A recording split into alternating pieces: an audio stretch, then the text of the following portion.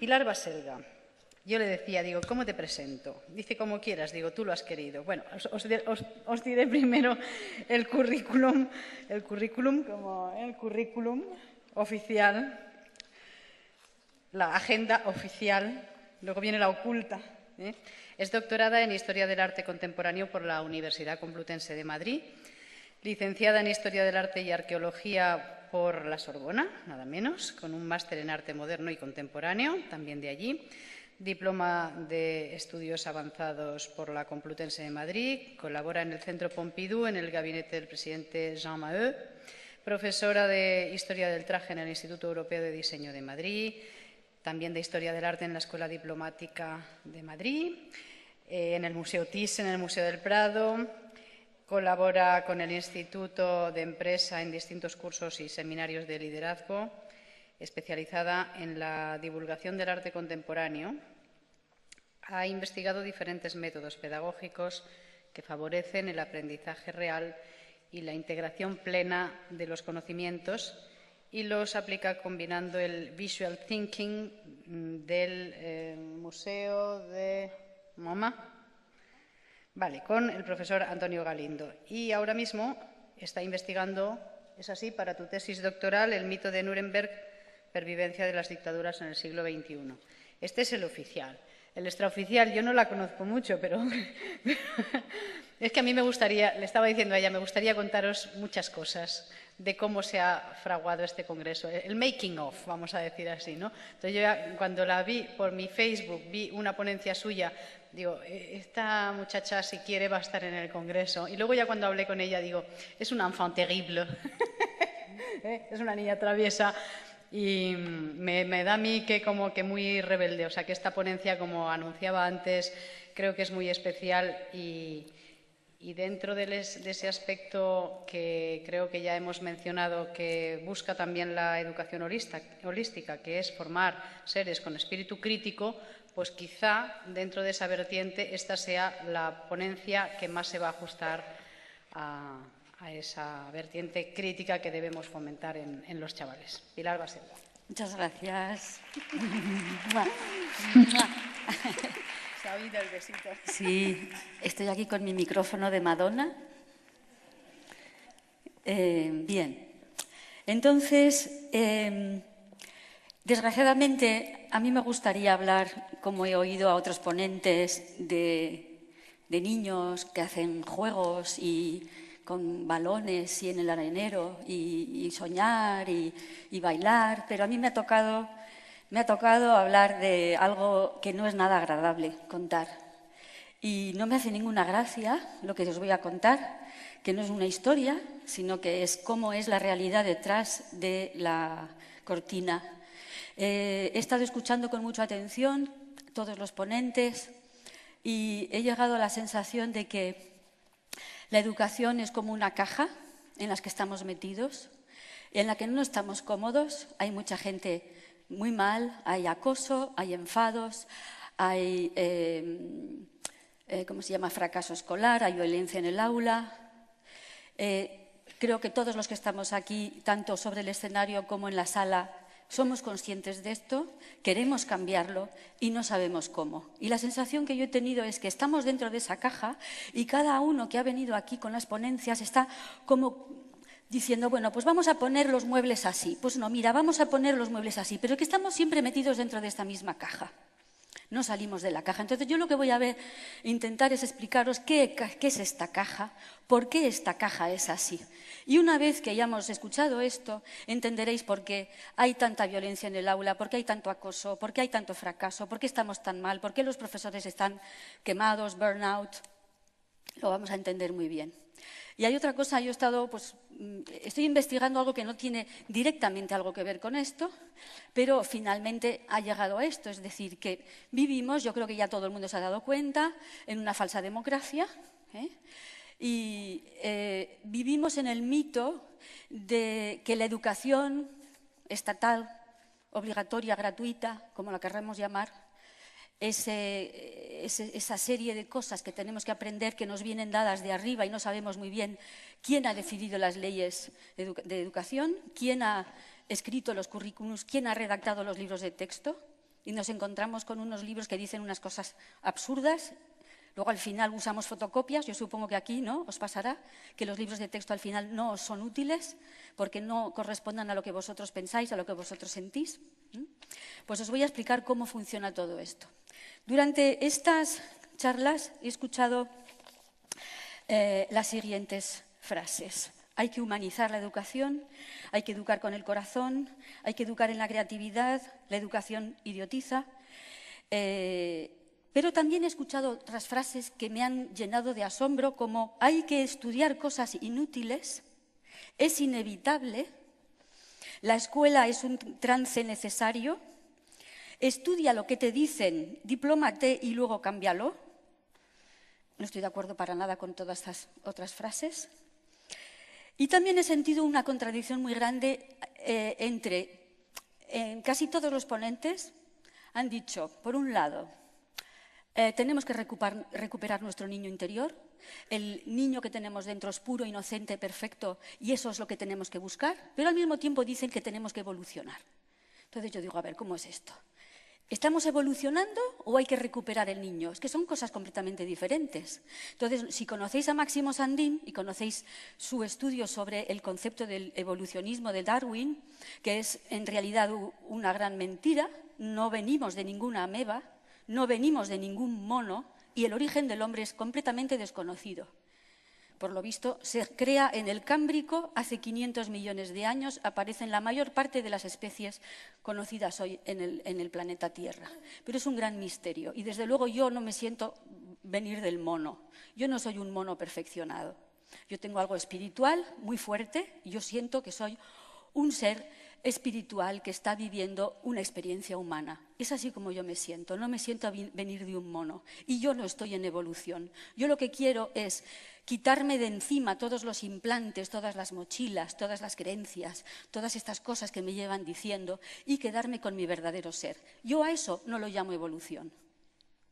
Lo llamo recuperar mi verdad, encontrar mi verdadero ser.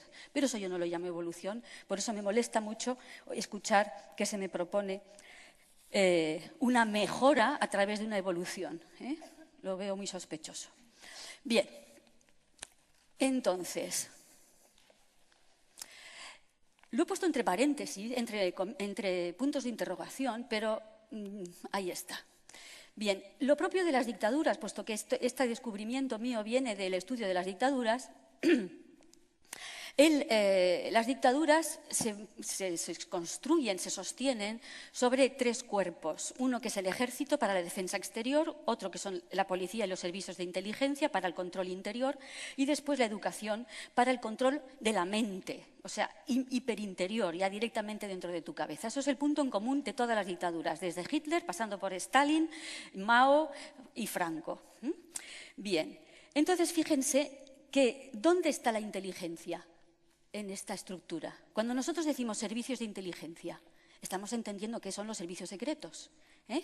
¿Desde cuándo la inteligencia está en los servicios secretos? Yo pensaba que la inteligencia tenía que estar en la educación, ¿no? Pues bien, no está en la educación, porque ahora vamos a ver de qué se trata la educación. Entonces, para mí, la democracia sería una educación libre de la inteligencia, los policías, servicios secretos y jueces para investigar, detener y juzgar a los delincuentes y los corruptos, y luego, tercer punto, el ejército para la paz.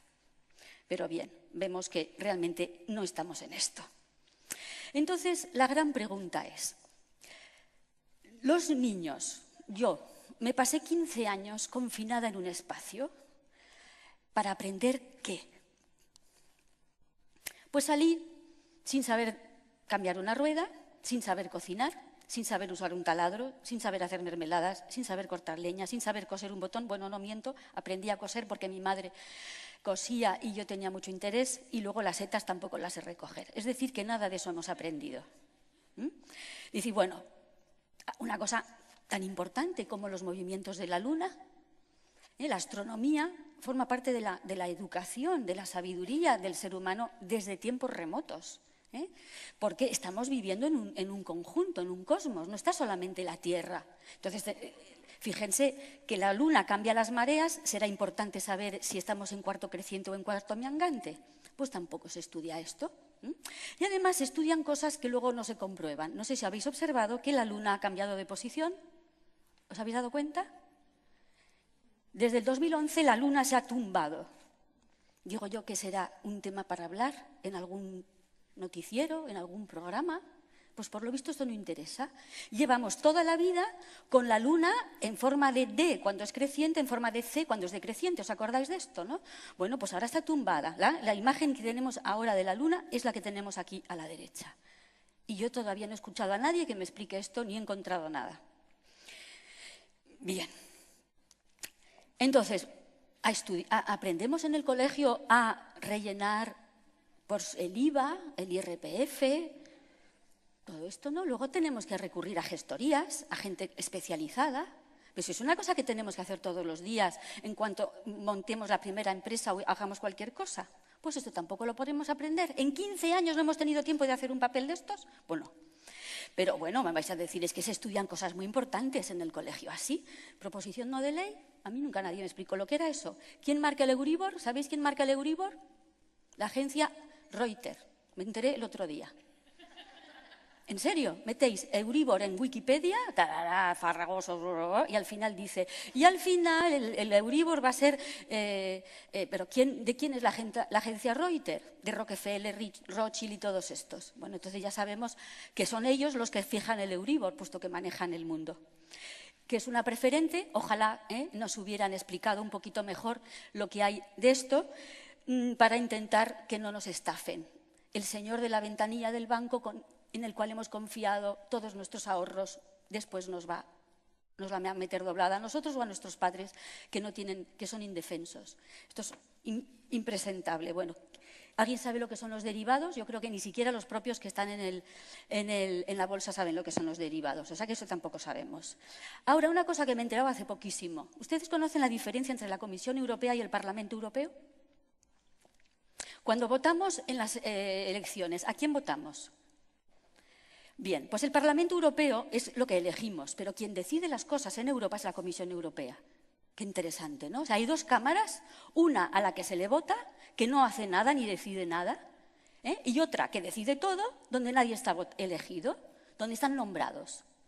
Bien, pues esto tampoco lo sabía yo y esto pues me estoy enterando poco a poco, nunca es tarde. ¿Alguien sabe, precisamente este señor que tiene una cara de gremlin que mata? El Van Rompuy peligroso personaje, ¿alguien sabe por qué lo han nombrado a él? Justamente estaba en la reunión de Bilderberg el año que fue nombrado presidente de la Comisión Europea. Y este es el señor encargado de decirnos si mañana tenemos el 21% de IVA o el 32%. Es este señor, al que nadie ha elegido y que está reunido con los de Bilderberg justo antes de ser nombrado. Bien, es decir, que la Unión Europea, lo siento, no es una democracia, es una dictadura. Y os recomiendo un libro que habéis leído hace nada y por eso no está en el PowerPoint, que se llama Las raíces nazis de la Unión Europea. Está en PDF, libre, lo han escrito, a lo mejor ustedes conocen el Dr. Rath. El Dr. Rath es un alemán médico que lucha por curarse con vitaminas el cáncer y no con productos químicos, y ha hecho una fundación y esta es la que ha publicado este libro que es impresionante sobre cómo se crea la Unión Europea. No es el lugar de hablar de esto, pero que está ahí, las raíces nazis de la Unión Europea. Bien, también os quiero decir que tengo un blog que se llama No morir idiota, que es lo único que aspiro hoy en día. Porque ser rica ya sé que nunca lo seré, entonces lo digo porque si metéis, por ejemplo, No morir idiota, las raíces nazis de la Unión Europea, os saldrá la reseña que he hecho del libro y ya os dará pues, todas las pistas, las páginas, los links y todo esto. Bueno, a la derecha tenemos la Reserva Federal, nadie sabe lo que es la Reserva Federal, pues yo solo voy a contar, la Reserva Federal es un banco privado, ni es reserva ni es federal, son 5 bancos que se unieron en el año 1911 y se han adueñado de la economía americana. Bien, todo esto no se estudia en la escuela porque sería demasiado grave que supiéramos estas cosas, porque otro gallo cantaría. Y entonces me vais a decir, no, pero es que hemos estudiado muchas cosas. Ah, sí, hemos estudiado muchas cosas. Por ejemplo, ¿aquí alguien se acuerda qué pasó después de la Revolución Francesa? Antes de Napoleón, entre Napoleón y la Revolución Francesa, hay 10 años de guerra civil. Una guerra civil que sirvió para eliminar las cabezas pensantes, todos los Dantones, Robespierres y todos estos líderes populares fueron eliminados. ¿Y quién viene? Napoleón, porque tenemos un ciclo en la historia que tampoco nos han enseñado, que es revolución, guerra civil, dictadura, falsa democracia. Y luego empezamos otra vez. Revolución, guerra civil, dictadura, falsa democracia. Y así está estructurado. Lo podéis, si estudiáis la historia desde este punto de vista, lo veréis desde la Revolución Francesa se repite este modelo. Por ejemplo, Revolución Rusa, guerra civil rusa, dictadura stalinista y ahora con Putin tenemos falsa democracia. Bien. Bueno, ¿qué estamos estudiando en el colegio? ¿Qué estamos estudiando? Aquí hay mucha preocupación, muchas propuestas por ser asertivos, por saber expresar nuestras emociones, pero esto no se estudia normalmente en un colegio. Todos los que estáis aquí, en el fondo, somos aquí todos unos revolucionarios. Por eso estos congresos no los organizan las consellerías. Bien.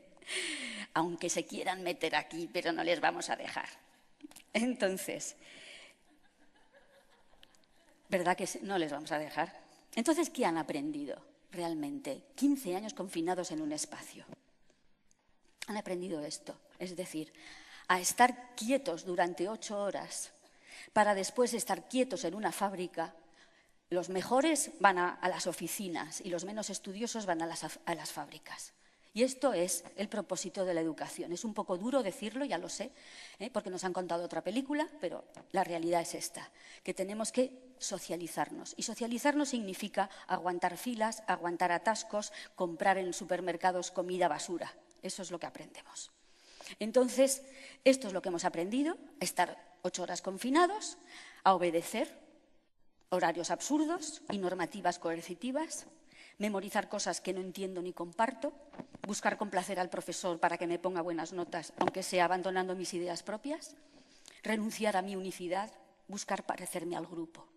Ser raro en el colegio es lo peor que te puede pasar y empiezan a acosarte, ¿no? Entonces, a todas estas cosas de obediencia, sumisión, miedo al rechazo, dependencia, uniformización, todo esto se llama socialización, porque cuando nos metemos en la ingeniería social, porque la educación es ingeniería social, cuando nos metamos en la ingeniería social nos encontramos con los permanentes eufemismos, es decir, bonitas palabras para decir cosas terribles. Entonces, todo esto es destruir el libre albedrío, pero eso lo llaman socialización, no lo llaman destrucción del ser humano, que es lo que es. También los niños por su cuenta aprenden muchas cosas porque son muy listos, lo hemos visto todos. Y curiosamente, sin que nadie les diga nada, saben utilizar todos los cacharros. Nada más, se inventa una cosa y ya lo saben utilizar. Y yo estoy ahí que no me entero y ellos ya han ido y vuelto y ya lo saben hacer. Entonces, tienen una gran... Entonces, cada vez que nosotros permitimos copy-paste en el cole para un trabajo, estamos apoyando el fraude, el robo, la corrupción. El copy-paste es corrupción en vena. Entregar juegos a los niños, dejarles ver la tele directamente es colaborar a su destrucción y jugar con la PlayStation. Sabéis que el Pokémon es un juego que ha sido diseñado por ingenieros de ingeniería social. Está muy estudiado. No es mi especialidad, pero se podría hacer un curso sobre el peligro del Pokémon. Y el consumismo también es una cosa que está muy favorecido por los medios,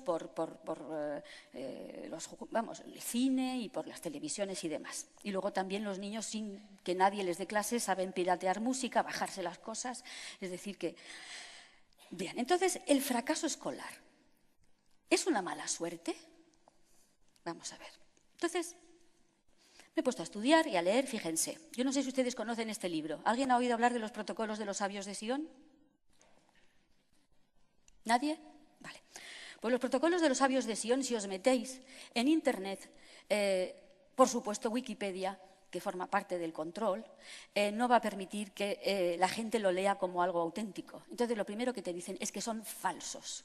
Pero resulta que este libro tiene un ejemplar en la biblioteca del British Museum con sello de entrada de 1906. Es decir, que no sabemos quién los escribió, pero sí sabemos que en 1905 se publicaron. Entonces, esto está escrito. Entonces, yo no sé quién lo ha escrito. no sé si son sionistas o antisionistas, pero ahí está escrito. Y lo que te quedas de plástico, porque te están describiendo lo que está pasando ahora. Entonces, ¿sabéis lo que los gentiles es el término que utilizan los judíos para nombrar a los que no son judíos? Bien, entonces así pues, para que los espíritus gentiles no tengan tiempo para pensar y reflexionar, es necesario distraerlos por medio de la industria y del comercio, es decir, trabajar y consumir. Pero resulta que en 1979 hay otro documento apasionante que se llama Silent Weapons for Quiet Wars, que quiere decir armas silenciosas como para guerras tranquilas, algo así sería. Dicen, reescribiendo la historia y la ley y sometiendo a la población a distracciones de forma a provocar el desplazamiento de sus necesidades personales hacia prioridades externas altamente fabricadas, artificiales, esto previene su interés y su posible descubrimiento de las armas silenciosas y de la tecnología del automatismo social. Esto está escrito en el año 79, en un documento que se entrega a los participantes de la reunión Bilderberg en el año 79. Al principio de ese documento, que se puede encontrar en Internet libremente, el que lo publicó lo asesinó la policía, se llamaba Bill Cooper y era exmilitar, debía tener alguien que le filtró el documento. Total que lo que dicen al principio de este documento, que a mí me dejó de plástico, las 30 páginas más impresionantes que he leído en mi vida, estamos celebrando el 25 aniversario de la Tercera Guerra Mundial. Y digo, ¿cómo es esto? A ver, 1979, el 25 aniversario de la Tercera Guerra Mundial se empezó entonces en 1954. 1954 es la primera reunión Bilderberg que tiene lugar en el Hotel Bilderberg en Holanda. Y la había organizado el marido de la reina de Holanda, el príncipe Bernardo. El príncipe Bernardo había sido SA, y había trabajado en IG Farben. ¿IG Farben qué era? La fábrica que fabricó el gas sarín y el ciclón B de los campos de concentración y que después se llamará Bayer. Bien. Entonces, ¿cómo conseguimos esto? Esto es obtenido con descomprometiendo sus mentes y espíritus, saboteando sus actividades mentales, proveyendo programas educativos de baja calidad en matemáticas, lógica, diseño de sistemas, economía y desmotivando su creatividad. Bien, cuando hace unas horas, gente decía, es que tenemos que educar en la creatividad. Y claro, yo profesora digo, pero ¿cómo voy a educar en la creatividad si es que todo el sistema es anticreativo? Yo sola, profesora, no me puedo enfrentar a un sistema anticreativo. Pues aquí lo tenéis, está implementado, está diseñado, no es una fatalidad, no es que los profesores sean malos, no es que la educación española no tiene medios, es que está diseñado así. Otra cosa, comprometiendo sus emociones, aumentando su egocentrismo y su gusto por las actividades emocionales y físicas. Multiplicando sus confrontaciones y ataques emocionales. Esto es impresionante. Violación mental y emocional por medio de un estancamiento constante en la violencia, la guerra, el sexo, en los medios de comunicación social y en particular la televisión y los periódicos. Entonces, cuando lees esto, ya entiendes por qué hay tanta violencia en el cine, en los videojuegos, por qué hay tanta basura de sexo, porque el sexo puede ser maravilloso, pero ese sexo maravilloso nunca aparece en televisión, ni siquiera en las películas, porque además el cine de Hollywood forma parte de todo esto. Dándoles en exceso lo que ellos desean, junk food para el espíritu, y privándole de lo que realmente necesitan. Entonces, me vais a decir, eres paranoica, Pilar, esto no puede ser. Entonces vamos a seguir buscando textos. En 1901, un señor que se llama Edward Ross escribe un libro que se llama Social Control y dice, hay planes en marcha para reemplazar la comunidad, la familia y la iglesia con propaganda, educación y medios de comunicación de masas. Las personas son solo pequeños terrones maleables de pasta humana. Sigo. El objetivo principal de nuestro gobierno consiste en debilitar el espíritu crítico del pueblo, hacerle perder la costumbre de pensar, pues la reflexión da origen, muchas veces, a la resistencia. Entonces, si tenéis la sensación de que no podéis hacer pensar a vuestros alumnos, pues es normal, es que está diseñado así. Necesitamos dirigir la educación de las sociedades cristianas de tal forma que sus manos caigan abatidas en un gesto de desesperada impotencia ante cualquier negocio que exija iniciativa. Por eso, cuando nos bombardean con toda esta corrupción y todas estas cosas que pasan en España y tenemos todo esto y nos quedamos así, ¿y ahora qué hacemos?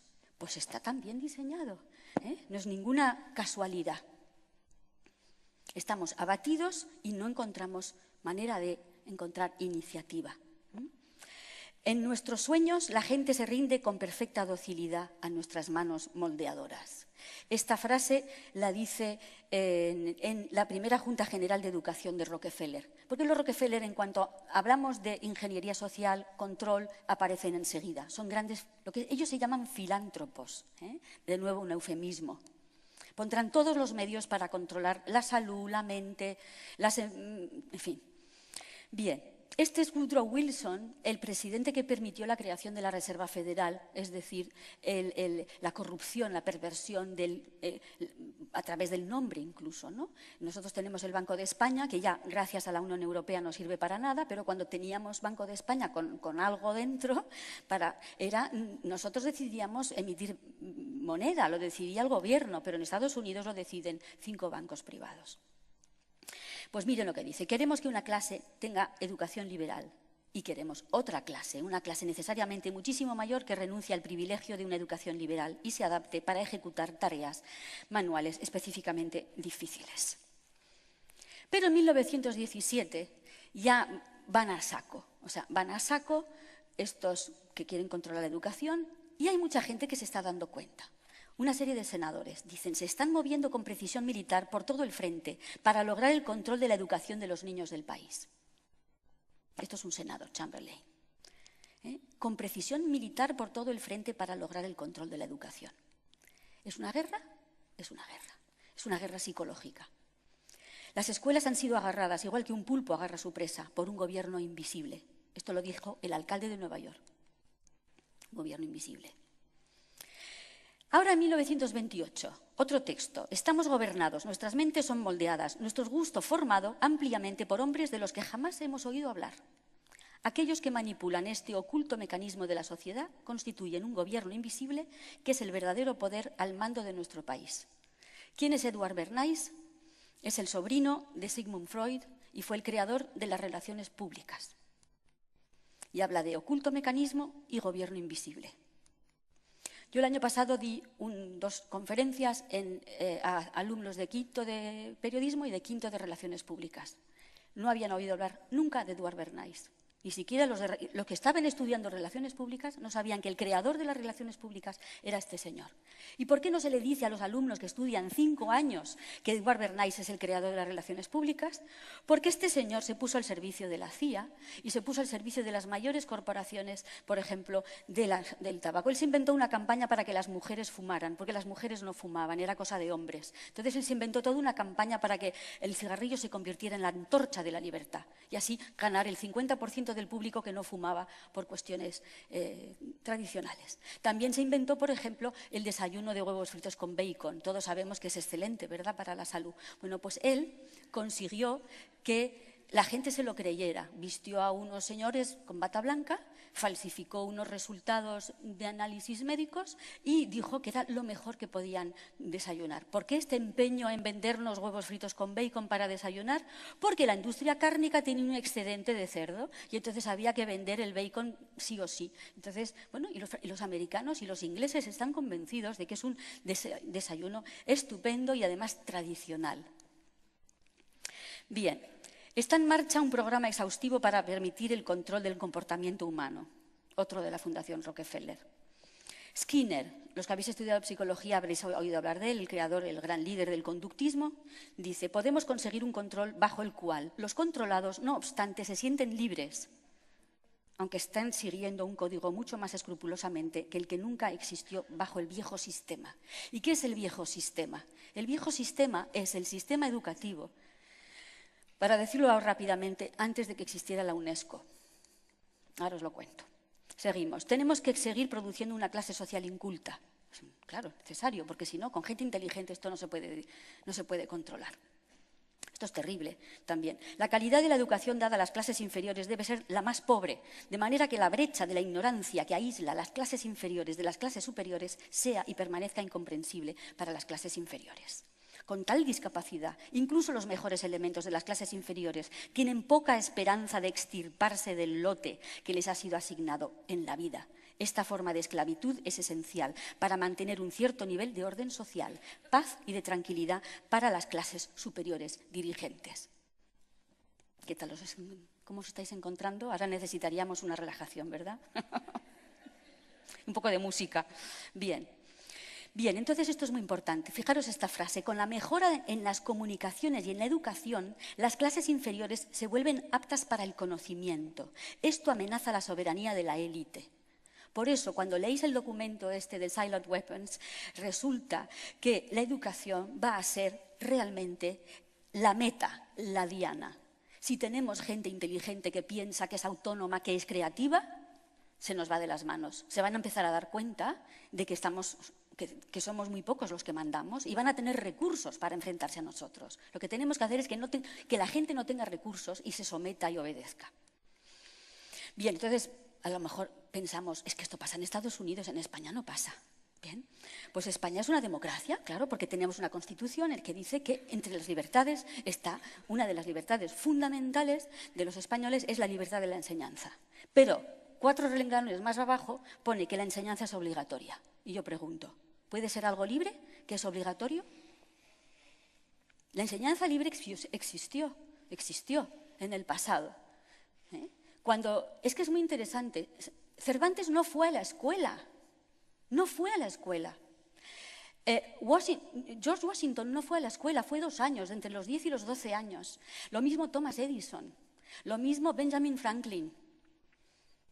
No hace falta ir a la escuela. Allá afuera, en una de las mesas, hay un libro de Arno Stern que dice, yo no fui a la escuela, y es un chico brillante. Porque si estás rodeado de gente, y muchos de nosotros tenemos a nuestro alrededor gente que sabe muchísimo, pero están ocupados trabajando, ganando dinero, y en vez de dar a lo que nos rodean, lo que sabemos nosotros, pues entregamos los niños a las escuelas. Bien, entonces, aquí os pongo algunos de los libros más impresionantes que he leído sobre este tema. El de John Taylor Gatto está en la red en español, traducido por un independiente, que os vendrá muy bien, porque ahí viene mucho detalle. Entonces, hay que recordar que en la Grecia de Atenas, la escuela era para los esclavos. La gente, los ciudadanos atenienses, ellos no iban a la escuela. Y scolé significaba ocio. Tener scolé es tener tiempo de educarte.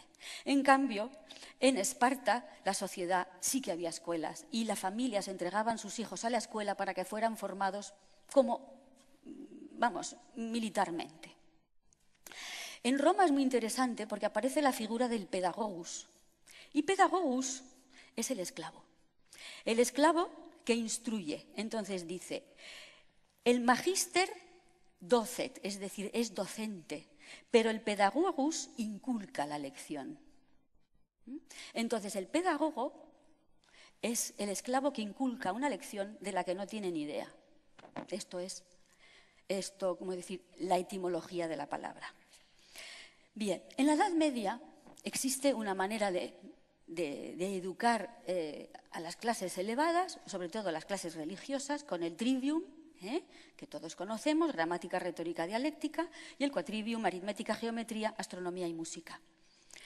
Como pueden ver, aquí no hay diferencia entre letras, ciencias, astronomía, geografía, arte, todo está unido. Todo está unido. ¿Qué es que ha quedado de esta instrucción maravillosa de la escolástica? Pues de la gramática, reglas, que los niños aprenden, memorizan y no se enteran bien de qué va. Literatura un poquito, pero poco. A mi hijo con 11 años le mandaron que leyera o con 12 el Cantar del Mío Cid, que yo lo abrí y ni siquiera lo podía leer porque no entendía nada. Yo preguntaba, ¿no tendrán otro libro para darle a mi hijo con 12 años? Odiarán la literatura. Eso forma parte del plan también, no lo sabía, me he enterado. Luego la retórica tampoco se estudia y luego la gente no sabe hablar en público, no sabe defender una tesis, no sabe presentarse para ir a trabajar. La dialéctica, la gente, por ejemplo, en la televisión se ve, la gente no sabe hablar, no sabe discutir. Es hablo yo. Cada uno habla y se cuenta su cosa, pero no hay dialéctica en el sentido de utilizar los argumentos del otro para rebatirle. Pues esto se estudiaba. Mi padre me contó que cuando él iba a los jesuitas hacían clases de dialéctica.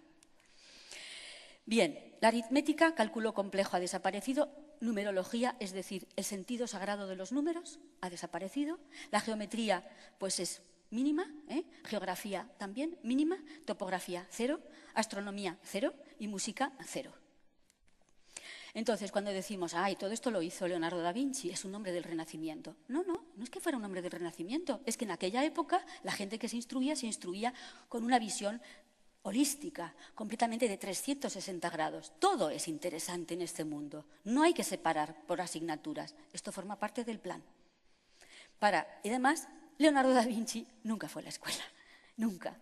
Él había sido el hijo de una relación, de un notario con una señora del campo, y vivía en el campo, y Dios, además lo contaba, él se había criado en el campo, viendo las hojas sobre el agua flotar, ver los pájaros, y así mirando la belleza de la naturaleza, hizo todas estas maravillas. Bien, entonces, la etapa de la Ilustración, que nos la han vendido como la panacea, la cosa más maravillosa que hay, ojo con la Ilustración, porque en la Ilustración aparecen una serie de ideas que si Rousseau era un ecologista, el primer ecologista, y es un hombre que dice cosas muy bonitas, también dice una cosa terrible, que es que el hombre es un animal social, acordaros de esto porque después Darwin lo va a utilizar, y también dice que hay que igualar a la humanidad, y eso es terrible, porque somos todos diferentes.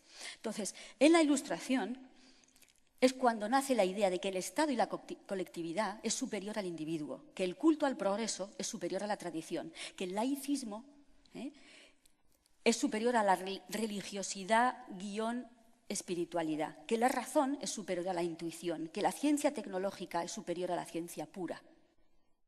Cuando decimos que nosotros estudiamos ciencia es mentira. Estudiamos tecnología, es decir, ciencia aplicada. La ciencia pura es la que busca la verdad, sin aplicaciones prácticas. Pues hoy en día nadie estudia ciencia pura, que es simplemente por el gusto de saber la verdad. Siempre se estudia la ciencia tecnológica. Entonces nos han vendido que la ciencia es la ciencia tecnológica. Pues no. Bien, otra cosa que aparece en el siglo XVIII es que el Estado es el padre de los ciudadanos, este Estado padre que nos arregla todos los problemas, que nos dice lo que tenemos que estudiar, los medicamentos que tenemos lo que tenemos que pensar, etcétera. También aparece esta idea de que lo que es bueno para el Estado es bueno para todos, que el individuo debe sacrificarse por el Estado y por la colectividad. Y esto se hace muy patente con las dictaduras de los años 30, es decir, con Stalin y con Hitler son estas ideas a saco. Luego la idea del progreso, eso es terrible.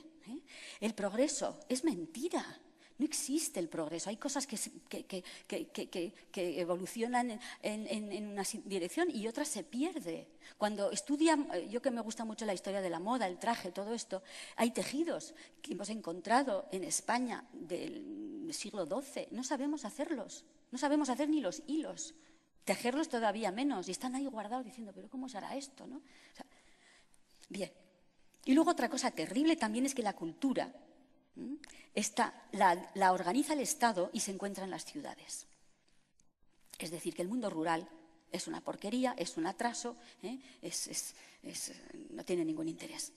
Entonces, una gran idea que está metida dentro de los programas de las leyes de educación de toda Europa, gracias a la UNESCO, es que el enemigo del progreso es la tradición y la religión, que la tradición popular y el mundo rural y las tradiciones religiosas son un atraso, una superstición, y que la irracionalidad es bajo y primitivo, todo lo paranormal, esotérico, meditar, entonces ya parece que estás diciendo tonterías.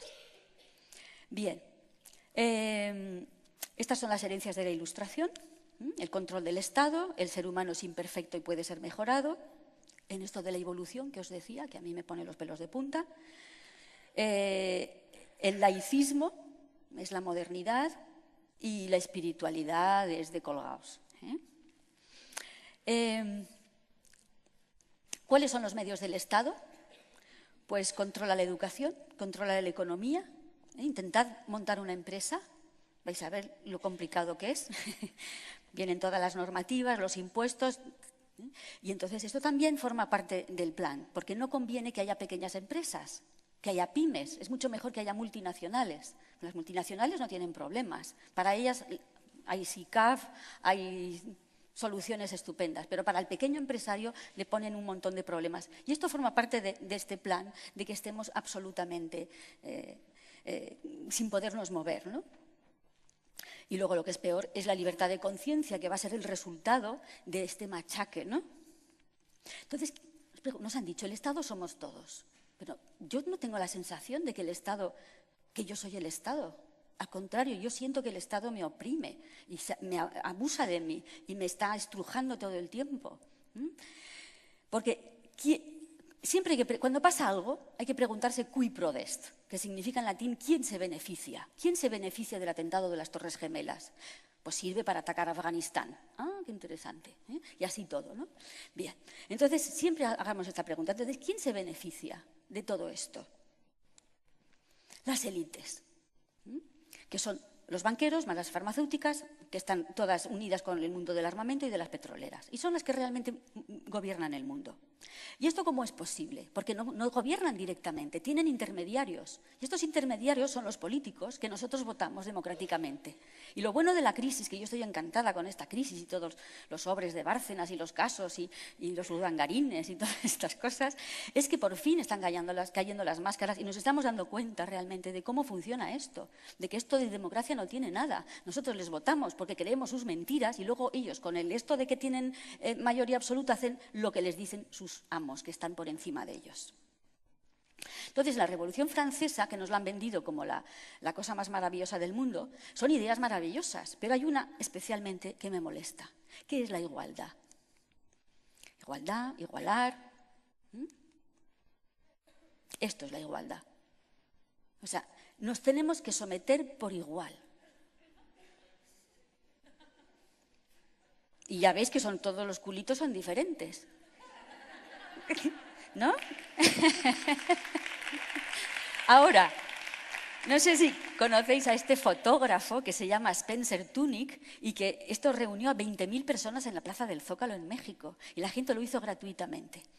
A mí, yo no sé, la fortuna que me tienen que pagar para que yo haga eso. Vamos, tengo una idea de mí misma muy, muy, muy elevada para hacer eso, ¿no? A ellos les gusta, pero esto es lo que hacemos, pero voluntariamente. Esto es una especie de símbolo de lo que estamos haciendo todos los días. Todos los días hacemos esto.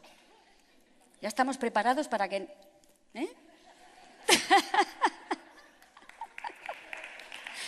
No, nos tenemos que levantar ya. Ya es hora de cambiar de postura. Ya me están doliendo los riñones, ¿no? Bueno, entonces Napoleón es terrible porque ya sabemos de dónde viene. Es el que sobrevive a una guerra civil en la que cortan todas las cabezas de los que tenían ideas y el que se somete a los líderes, que son los banqueros, pues es Napoleón. Porque ¿de dónde sacó tanto dinero Napoleón para invadir Alemania y Francia, Austria y todo? ¿De dónde sacó el dinero? Después de 10 años de guerra civil en Francia, ¿tú crees que él tenía dinero para hacer una guerra mundial? ¿De dónde sacó ese dinero? Eso nunca nos lo cuentan en los libros. Yo todavía no lo he descubierto, pero me temo que ahí hay muchos banqueros financiando la guerra que había. Bien, entonces, ¿qué es lo que dice Napoleón? Que hay que enseñar desde la infancia lo que la gente tiene que pensar. Y entonces, para que la gente piense lo que quiere el Estado, hay que hacer un cuerpo de docentes, que es el único medio para crear la instrucción pública. No habrá un Estado político firme si no hay un cuerpo docente con principios fijos. Bien, caramba. Entonces, este Fontanés era el rector de la Universidad Imperial, que era la estructura de la educación de Napoleón. Y dice que hay que unificar puntos de vista, es decir, que hay que crear pensamiento único. Es necesario una unidad de puntos de vista. Igualar, enseñanza necesaria, el Estado, el gobierno, firmeza, unidad de pensamiento, pensamiento único. ¿Es necesario para quién? ¿Para mí? ¿Para vosotros? No es necesario. Para ellos. Para los que están en el control del poder, necesitan una masa obediente. Entonces hubo un señor que se llamaba Andrew Bell, que era un capellán inglés que va a la India y descubre las escuelas de casta hindú. Y en las escuelas de casta se observa cómo funciona, es decir, las escuelas para los pobres. Meten a 300 niños en un chamizo y entonces hay un brahman que dice: debo obedecer al amo. Y entonces todos los niños, debo obedecer al amo. Y si no contestabas bien, entonces los más mayores de los alumnos les pegaban con una vara, el famoso pedagogus, para que todo el mundo dijera lo que dice el profesor. Entonces esto a los ingleses les va a encantar e introducen este tipo de enseñanza en la educación inglesa. Otra cosa muy interesante es la guerra.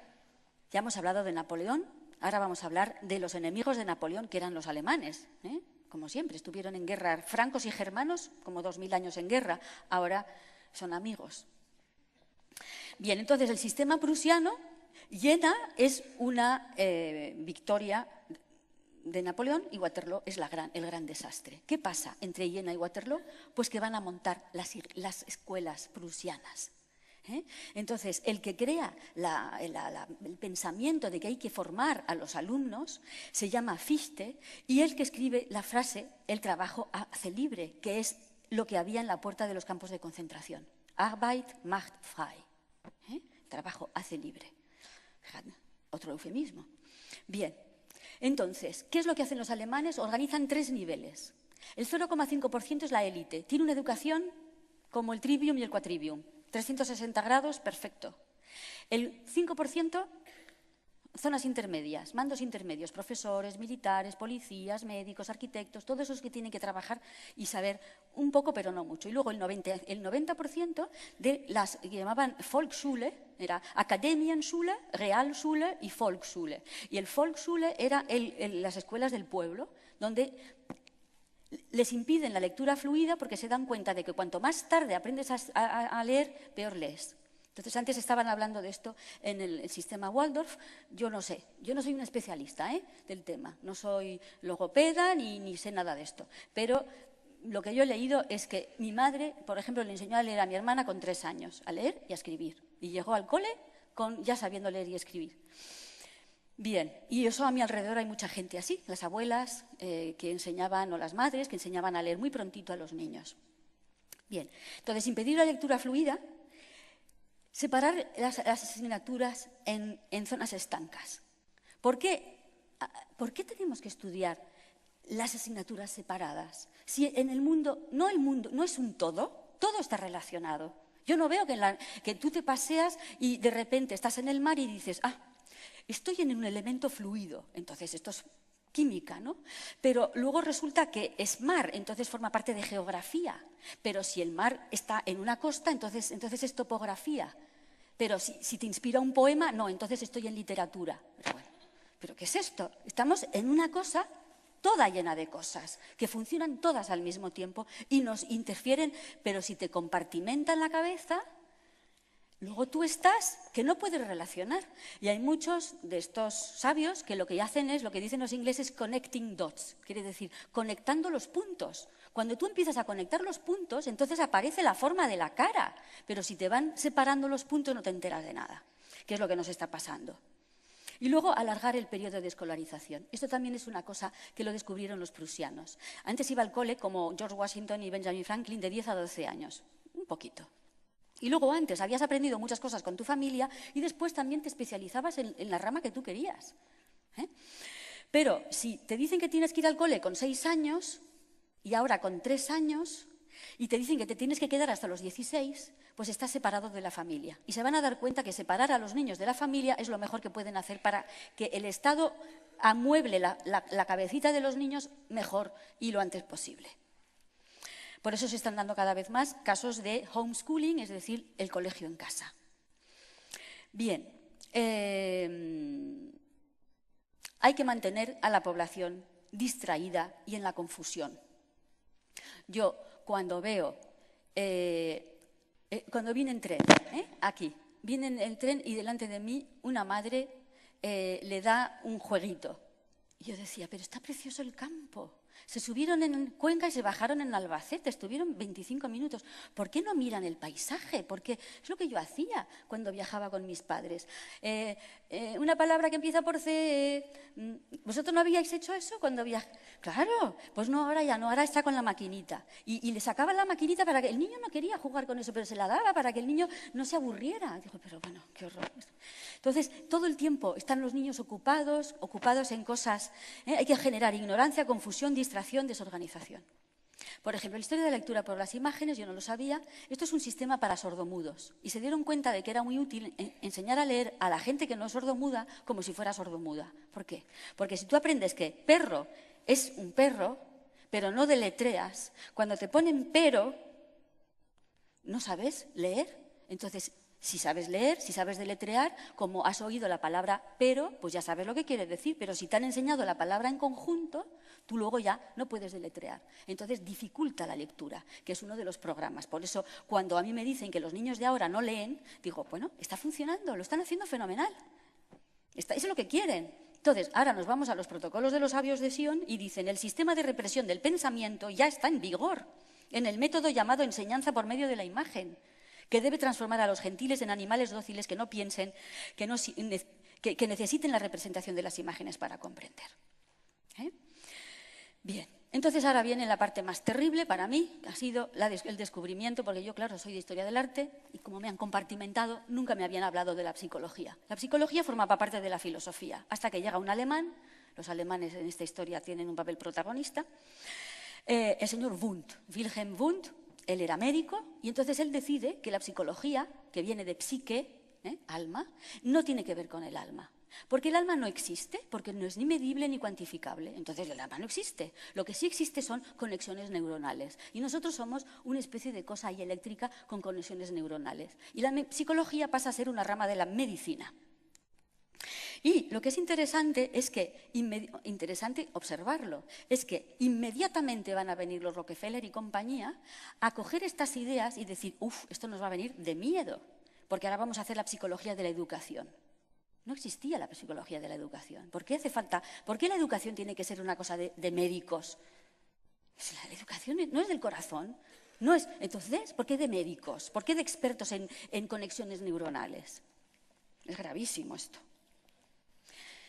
Bien, entonces, ¿qué es lo que nos vamos otra vez a los protocolos de 1905 y encontramos? He aquí por qué es necesario que nosotros arruinemos la fe y arranquemos de los espíritus gentiles el principio mismo de la divinidad, sustituyéndolo por los cálculos y las necesidades materiales. Aquí está todo lo que está pasando ahora, y lo que os decía antes, el laicismo que nos lo venden como la modernidad. Y dentro del laicismo lo que hay es un rechazo a la espiritualidad, y a ese ser espiritual, y a esa alma que tenemos, y a esta cosa maravillosa.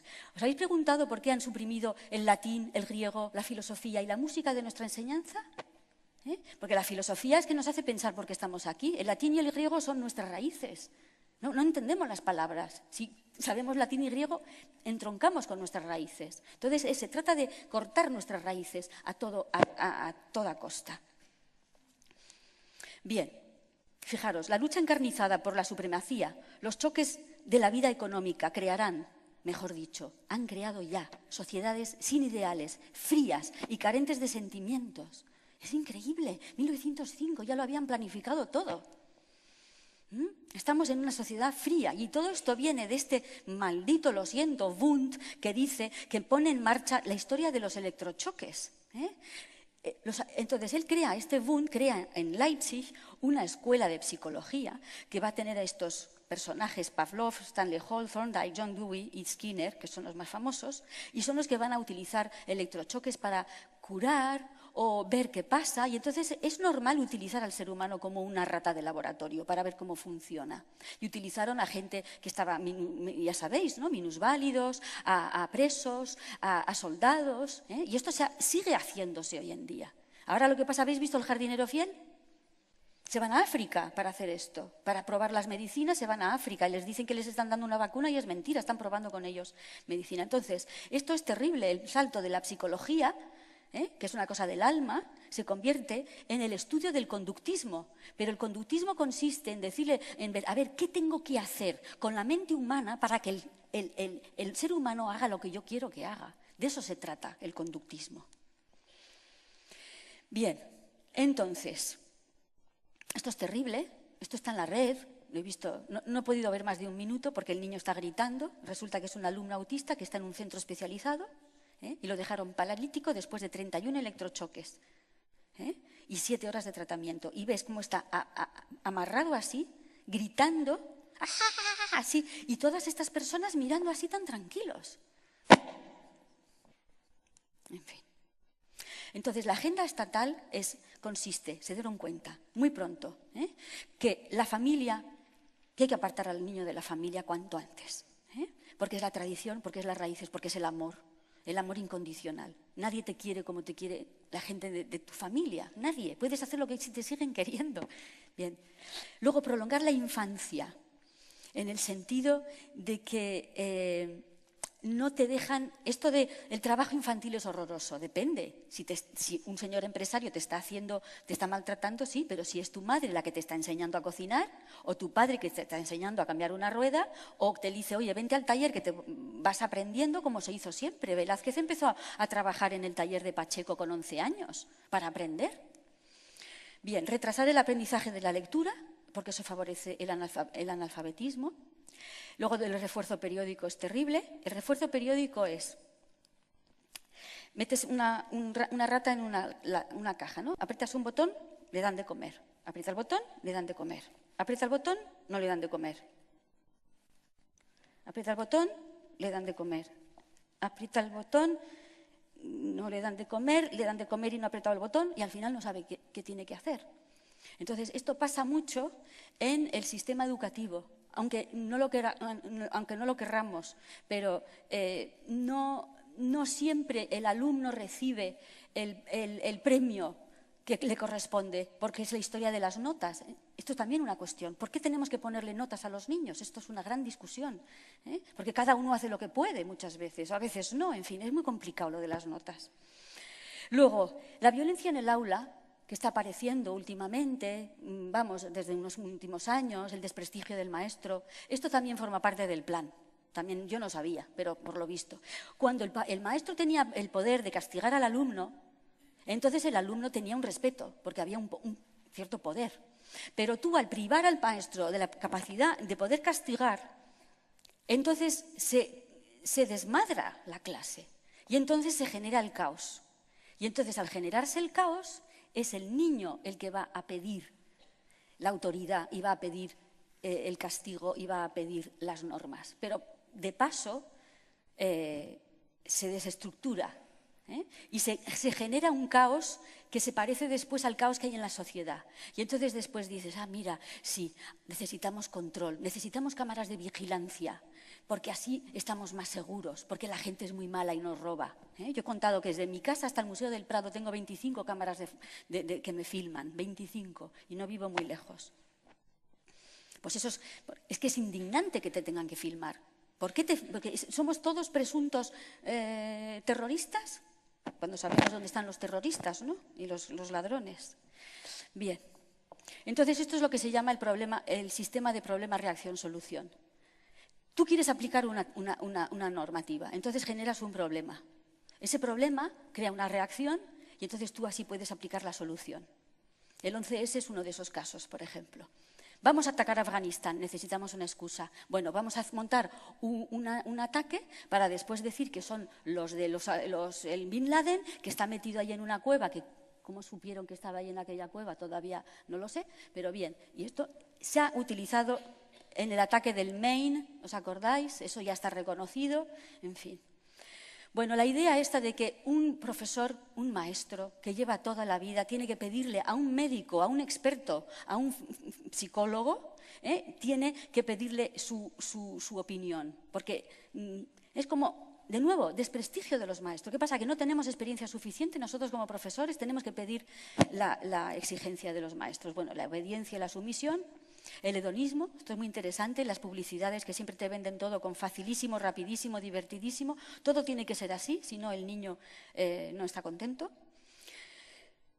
La idea de que lo corporativo es lo bueno, yo cuando veo a mi alrededor gente joven que tiene 20 y tantos, 30 años, están empezando a trabajar para una gran empresa y cómo se dan cuerpo y alma, y yo sé que los están estrujando, no puedo hablar del tema, ¿no? Y después, cuando tenga 45 años, le darán una patada, o 40, le darán una patada y cogerán a otro. Y él ha dado todo por la empresa, ¿no?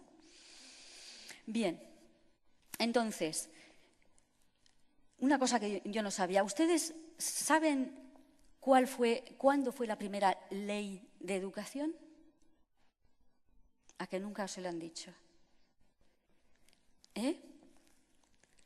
¿Por qué tiene que el Estado que decidir por ley lo que nosotros sabemos perfectamente que tienen que estudiar nuestros alumnos y nuestros hijos? ¿Por qué es el Estado?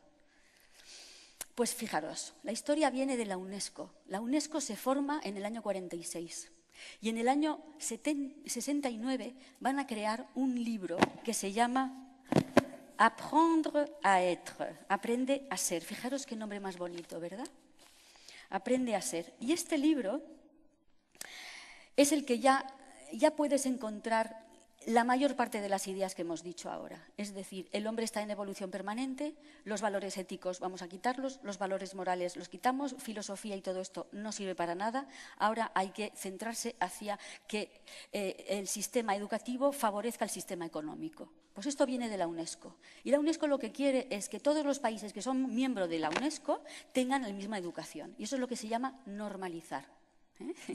Bien, pues entonces lo normalizan y hacen una ley en España en el año 70, que es la primera ley de educación, que se llama la ley de Villar-Palasí. A lo mejor os suena. Bueno, antes de esa ley, es decir, antes de 1970, ¿qué pasa? ¿Que los españoles no eran inteligentes? Mis padres se formaron en los años 30, nacieron en los años 20. Mi padre fue a una escuela de jesuitas, mi madre a una escuela pública y eran súper cultos, sabían de todo. Y no había hecho falta ni libros de texto, ni leyes educativas, ni LOGSES, ni BUPS, ni COUS, ni nada de esto. Ellos estudiaron lo que se había estudiado siempre en los colegios, porque los profesores sabían muy bien lo que enseñaban. Bien. Pues esto, que os metéis en el BOE, os leéis estas y es bastante impresionante. En el Real Decreto del 2004 dice lo siguiente, que hay que destacar la importancia de la ciencia, pero ya sabemos que la ciencia no es ciencia, que es ciencia tecnológica, ¿vale? Entonces dice, en el hogar y la vida diaria hay que recordar que hay fibras textiles, pinturas de paredes y cosméticos, en la construcción materiales aislantes y barnices. Esto está en la ley de educación. Esto es lo que dice lo que tiene que haber dentro de los libros de texto. La tecnología se ocupa de aportar los medios necesarios para satisfacer las necesidades humanas. Fijaros qué frase. ¿Cómo que las necesidades humanas se solucionan con tecnología? Se lo voy a decir yo a mi psicólogo, porque yo tengo muchos problemas que no se solucionan con la tecnología, ni vamos. Si en vez de poner la tecnología pusiéramos la religión se ocupa de aportar los medios necesarios para satisfacer las necesidades humanas. Me diríais, esto es ¿cómo se llama? Manipulación mental. Pero como decimos la tecnología, no pasa nada. Es una nueva religión la tecnología. Esto es bestial. Durante la Guerra del Golfo, los soldados de Estados Unidos y de otros países aliados pudieron tomar todas sus comidas en las trincheras, calentitas y en cualquier momento, gracias a la tecnología. ¿Esto es apología de la guerra? ¿Esto es justificar una guerra que había sido, ¿os acordáis? La Guerra del Golfo se hizo bajo una mentira, que había armas de destrucción masiva. O sea, ¿cómo se puede poner esto en un libro de texto? Bien. En el Real Decreto 2004 dice que hay que insistir sobre los avances de la ciencia, por ejemplo, que hay que hablar de los fertilizantes, de los plaguicidas, los aditivos, todo eso es estupendo, que hay que hablar de conservantes, hay que hablar de estabilizantes. Por ejemplo, el mayor adelanto ha sido el empleo de compuestos hormonales sintéticos para incrementar el peso del ganado vacuno en explotación intensiva. En el libro Anaya. Y encima tienes que comprar estos libros. Es que ni regalaos los querría yo. No, encima, es que es terrible. No, ya. Ahora os voy a dar ideas. Ya termino y os voy a dar ideas porque esto es insoportable. Bueno, esto es increíble. Los coches eléctricos serán los coches del futuro. Utilizan un combustible barato y poco contaminante. El único problema es que las baterías no duran mucho. 3 frases, 3 mentiras. El primer coche más rápido fue un coche eléctrico, que ganó una carrera con coches de gasolina en el año 1898. Era un coche de un belga que se llamaba La Jamais Contente, la nunca feliz. Ganó un coche eléctrico. Después, Henry Ford y Thomas Edison hicieron un coche eléctrico, que estaban a punto de sacar. Y en 1914 les quemaron los 2 almacenes donde estaban fabricando los coches eléctricos. Y de repente se olvidaron del proyecto, ya todo de gasolina. Y encima, cuando nos dicen que no hay baterías, las baterías de ferroníquel todavía funcionan, tienen 100 años y todavía funcionan estas. Es mentira lo de las baterías. Todos hemos visto esas antenas de telefonía móvil subidos arriba de una montaña. ¿Todos hemos visto eso? ¿Cómo se alimentan esas antenas de telefonía? ¿Hay alguien ahí pedaleando? ¿Ven un motor de gasolina? ¿No? Tienen de estas baterías de ferroníquel que duran 50 años, pero esas no están en el mercado, porque si no, nos liberaríamos de las eléctricas y de todos estos. En fin. Bien. La experiencia ha mostrado que el método más simple de control de la población es el mantenerlo ignorante de los principios básicos de los sistemas, por un lado, siempre llevándolo a la confusión, desorganización y distraído con temas sin importancia real, por otro lado. Entonces, yo me he puesto a pensar y digo, las soluciones las tenemos nosotros. O sea, nosotros nos tenemos que negar. Como profesores nos tenemos que negar, hablar con el director del colegio y decir, no más libros de texto. Se acabó de financiar estas editoriales que son, como veis, están al servicio de la destrucción del ser humano. Vosotros sabéis perfectamente que cada colegio tenga sus propios currículum y cuando un padre traiga a su alumno a vuestro colegio, le digáis, miren, nuestro currículum es este. Nosotros vamos a enseñar esto. ¿Le gusta? Vale. O sea, y porque además, lo sé, porque un amigo mío es director de colegio, vienen las editoriales y les dan comisión. Coño, hay que decirlo. Pero es que están haciendo picadillo con la mente de nuestros hijos y encima se están lucrando. Es como Bárcenas, es lo mismo, pero a nivel peor porque son nuestros hijos, no es dinero, son nuestros hijos, el corazón de nuestros hijos que están destruyendo y luego salen a buscar trabajo y no encuentran trabajo porque están ya machacados, porque ya no creen en ellos, porque ya no pueden inventar. Entonces hay que negarse, hay que quemar. Yo soy terrible para esto, yo ya estoy volviéndome nazi también, ¿no? Hay que quemar las malditas Barbies. Yo recuerdo tener una Barbie a la basura, o sea, directamente, la pira. Yo recuerdo tener una Barbie, tenía yo 8 años, y yo miraba a la Barbie con sus vestiditos, me miraba en el espejo y digo, Pilar, qué fea eres. Mira, eres baja, eres morena, no tienes esas tetas, no tienes esas caderas y tienes unas piernas gordas y cortas. ¿Pero qué? Y viví con eso, estuve a punto de ser anoréxica por la maldita Barbie. Y luego, ¿por qué? Yo me acuerdo, mi hijo lo he educado en comida muy sana, siempre. Y cuando iba a los cumpleaños de los niños, a los McDonald's y compañía, no podía comer. Porque no le gustaba nada de lo que había en las hamburguesas, y ni los nuggets, ni nada de eso. Y encima después esa mierda de comida le daban un cucurucho lleno de chuches químicos y que mi hijo tampoco comía. Y entonces yo decía, ¿pero qué es esto? Y luego los juegos están diseñados para que los niños sean violentos y que no tengan empatía, porque desde que nacen hasta que llegan a 20 años, ¿cuántos asesinatos han visto? ¿Cuánta sangre han visto? Ya es completamente normal. Esto que han pasado de que han destruido las casas rurales en Galicia. Pues ¿cómo no van a ser violentos y les divierte romper cosas? Si es lo único que hay en sus juegos. No existe otro juego. Y encima las madres dándoles, cuando hay un paisaje precioso, dándoles para que el niño juegue con la maquinita. No. ¿Y cómo no? Hacerlo todo en familia. Lo poco que sabes, enséñaselo. Enséñale tú lo que sabes hacer, que todas sabemos hacer mucho. Luego, la historia de las guarderías, madres de día, que se están poniendo en marcha, la escuela en casa, esto que os he dicho, los colegios, nada de libros de texto. Todo se tiene que hacer de una manera desde el corazón, pero hagámoslo ya. Que no nos impongan a nosotros lo que tenemos que decirles a nuestros alumnos, a nuestros hijos. La televisión, yo me siento al lado de mi hijo, bueno, ya es mayor, y comentamos, o sea, es visión crítica. O sea, yo no enciendo la televisión para que él esté ahí. No, me pongo a su lado y digo, bueno, fíjate tú, pues esto te están diciendo esto, pues esto te están diciendo lo otro, ¿no? Claro, pero que es un... No, es verdad. Le tengo que agradecer a mi hijo que me dice, mamá, por favor, no te vistas de hippie.